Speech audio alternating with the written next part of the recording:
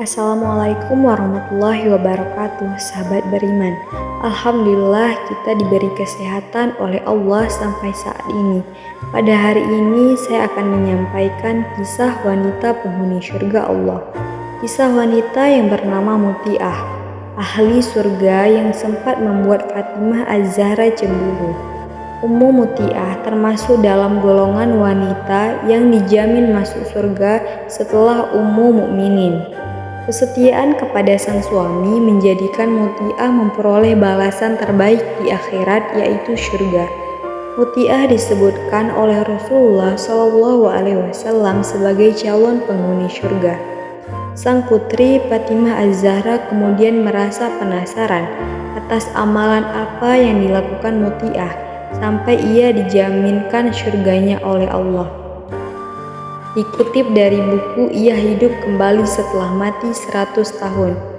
Kisah-kisah haru yang mempertebal iman oleh Ustadz Ahmad Zeki El-Syafa.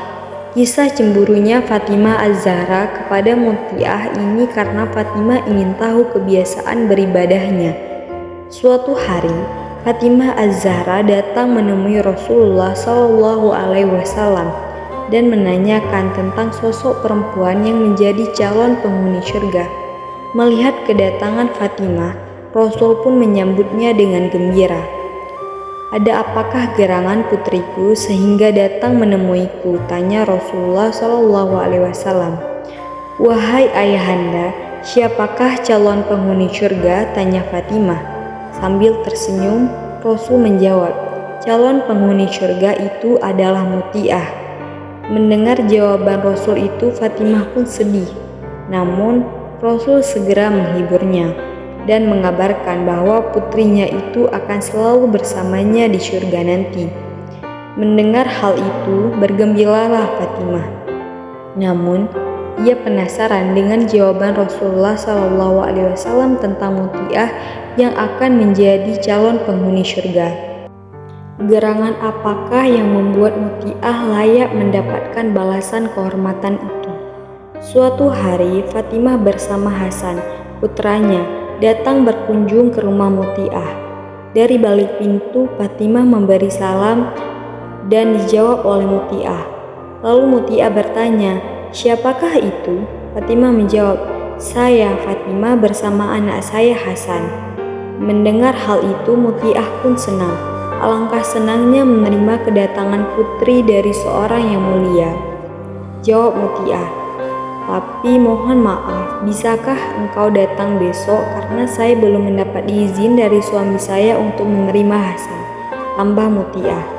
Dengan heran, Fatimah pun bertanya, "Bukankah Hasan anak kecil?" "Iya, tapi ia laki-laki dan saya belum dapat izin dari suami," kata Muti'ah. Atas hal itu, Fatimah pun memakluminya dan berjanji akan datang besok pagi. Keesokan harinya, Fatimah datang lagi ke rumah Muti'ah. Kali ini ia bersama Hasan dan Husain.